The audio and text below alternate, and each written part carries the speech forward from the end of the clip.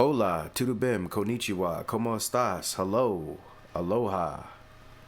What it do? Welcome to the J-Boy Sports Podcast. And what we're going to discuss today, but actually before we do that, I almost forgot. Please like, share, and subscribe. Hit the notification bell if you like the content. And if you don't like the content, guess what? You could still do those things and comment because you can help a brother out. Because I would definitely help you out. You know how that goes, right? And again, please like, share, subscribe, comment, and let's get right into this. The Cavaliers just finally got on the board against the Pacers. How did they do it? Well, still behind a healthy diet of Donovan Mitch, who ended up with 43 points. So in the last couple of games, Donovan Mitchell had 48 points, and tonight he had 43 points. This guy is balling, and I have to admit, we always overlook Donovan Mitchell, but to be honest, he's definitely a playoff riser. We talk about playoff Jimmy or playoff P, which is a horrible phrase because Paul George isn't playing off of anything. The only thing he can play right now is his Xbox. His real life game, I don't know what happened to him last year, but that's neither here nor there. Donovan Mitchell is putting off video game numbers. He has done this in the past, but usually it does not contribute to winning. And the Cavaliers definitely took off this year, but have started off this series extremely slow. Now, we can't put it all on Donovan Mitch because without his two all-star teammates, I believe they were both all-stars, and I'm talking about Evan Mobley and Darius Garland.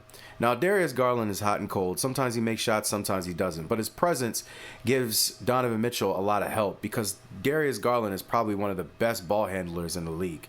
Super fast, super quick. When he has it, you have to pay attention.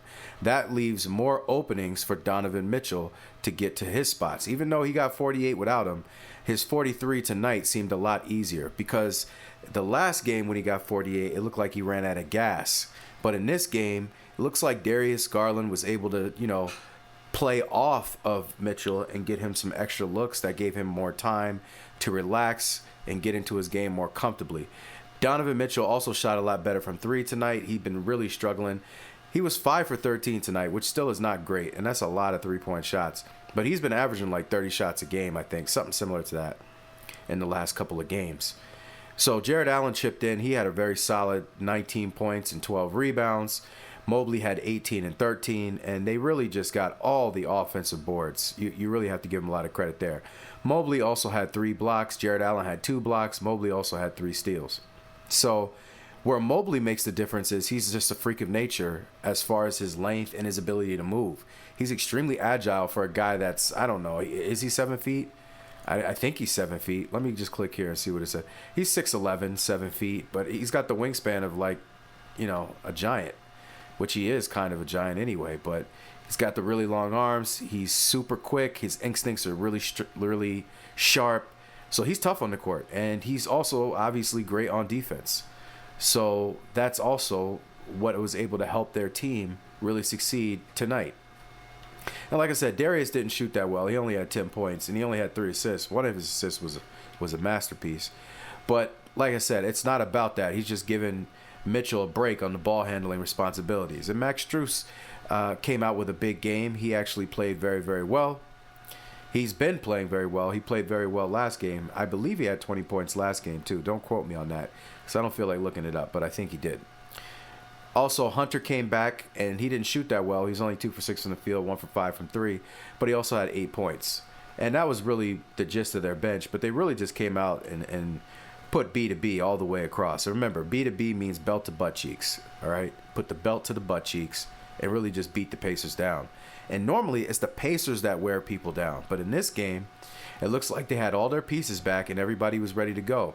The only person still struggling is Ty Jerome. Now, Ty Jerome is normally a monster, but his jumper is not falling. He was 1 for 8 tonight and 0 for 4 from the 3. So hopefully get well soon, Ty, because you have been trash. But you're not trash, but you've been trash. You know what I'm saying?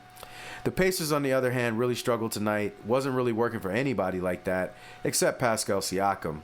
Him and Benedict Mathurin, the man with the oldest name you've ever heard in your life, for a young guy specifically.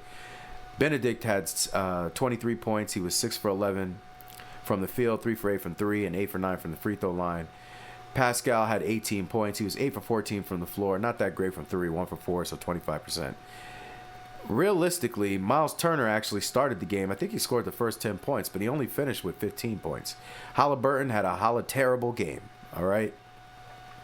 And he only had 4 points. He was 2 for 8 from the field. It just wasn't working. So, like I said, a lot of people tonight on the Pacers struggled. And they play their full roster of guys, man. I mean, they come at you in waves. I've said this before. They're a very tough team because of the talent that they have across the board. A lot of really, really talented players that don't need to play a whole lot of minutes. I don't think anybody plays more than 30. And Tyrese Halliburton is the only person that even gets close to 30. Everybody else is at like 27.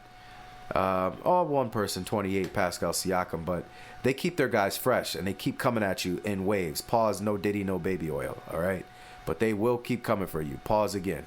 So, at the end of the day, what this looks like to me is I know the Pacers got the lead. They jumped out to the early 2-0, but the Cleveland Cavaliers were down a couple of people. But the other thing to keep in mind here is the Cleveland Cavaliers, the Pacers have not really done a good job against Donovan Mitchell. And so now that he's got his workhorses back, the Pacers could be in trouble. They really could be.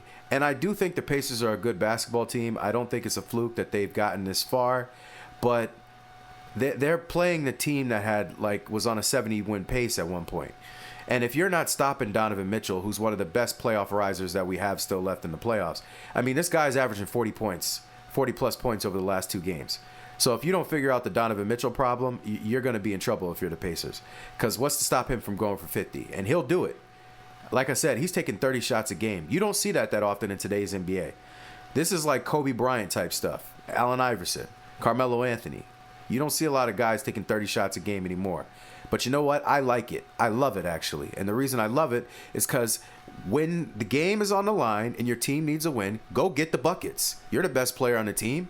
Shouldn't nobody be holding you back? Get it done. You know what I mean? Get it done. So I love it. I love what I'm seeing from D. Mitch. You need to try and score 40 every game, brother. And it didn't look like he was forcing it. He's just being an assassin. He's using the rest of his teammates. Strus had 20. Darius Garland was 3 for 11. He just missed shots. He got 11 shots. Jared Allen had 19. Mobley had 18. All right. Hunter had 8, but he was 2 for 6. Ty Jerome, 1 for 8.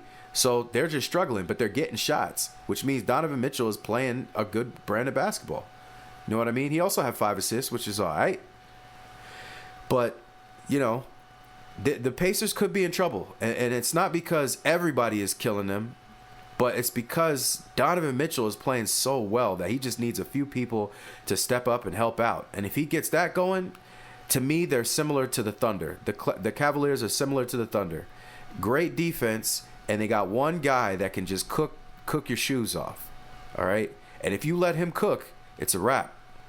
So I'm currently watching the Thunder game as we speak, and SGA is not having the greatest game, but I mean, they're all over him. They're all over him like white on rice on a paper plate in a snowstorm. That type of white. All right? That's how much they're on top of him.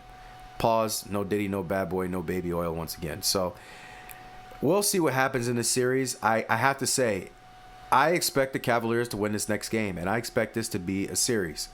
And to be honest with you, the Knicks could be in for the same surprise if Porzingis comes back. But apparently he has some type of breathing thing that's keeping him to 14 minutes. But if the Celtics start attacking the basket more, the Knicks might be in some trouble too. And if they can get Porzingis playing more than 14 minutes. But we'll see. The Knicks, to me, of all the teams that jumped out to these leads, have the best chance.